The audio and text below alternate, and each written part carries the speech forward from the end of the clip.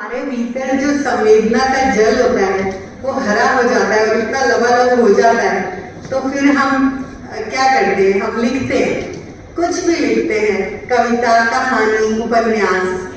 तो ये जो हमारे भीतर संवेदना बढ़ती जाती है तो छटपटाहट भी बढ़ती जाती है। तो मेरे लिए कविता तो एक जंगल है और कहानी उस जंगल की पगडंडी है।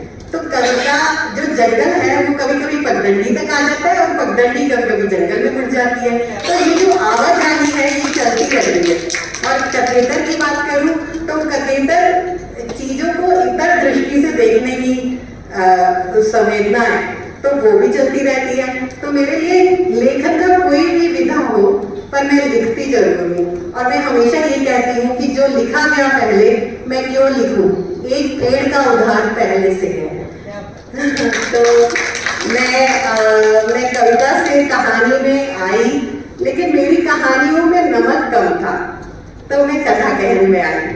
और कथा कहने जब मैं आई तो मैं कानोता का धन्यवाद दूंगी कि यहाँ तो चिड़िया भी अपनी कहानी कहती थी और पेड़ भी अपनी कहानी कहते थे।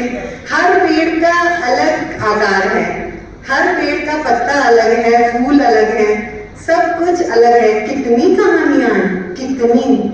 अब की बार मैं 5वीं बार आ रही हूँ और अब फिर मुझे एक नई कहानी मिल रही है, तो कानोता का धन्यवाद। और मनीषा कुलचेश मैम ने कहा कि मेरे बारे में कुछ मत बोलना, लेकिन हम बाद में डांट खा लेंगे मैम। तो कहानी में जो नमक है वो आपने दिया, वो जो हमारी छटपटाहट थी उसको आपने रोक दिया। अब मैं एक बात कहूंगी कि अगर उसने कहा था मैं तेरी कुर्बानी हो गई, मुझे ऐसा समाज लिखना हो, तो मैं कविता में तो नहीं जाऊंगी ना, मुझे एक कहानी चाहिए। और विषय तो आपको कहीं भी मिलते हैं। 5 साल कथा कहने में आने से 5 साल पहले मुझे एक विषय ट्रेन में एक क्लू मिला था, फिर मैंने उसमें रिसर्च की, लेकिन वो अंदर ही कुलबुला रहा था। लेकिन जब मैं यहाँ आई तो फिर मैंने ठप्पा कहानी लिखी जो बिल्कुल अलग विषय पे थी और उसका सारा श्रेय कथा कहने को जाता है। और ऐसे ही धीरे धीरे यात्रा शुरू हुई। अभी हाल ही में मुझे एक अवार्ड मिला है और मेरी कहानी हिंदी में छपी है और उसका सारा श्रेय मैं कथा कहने को। धन्यवाद।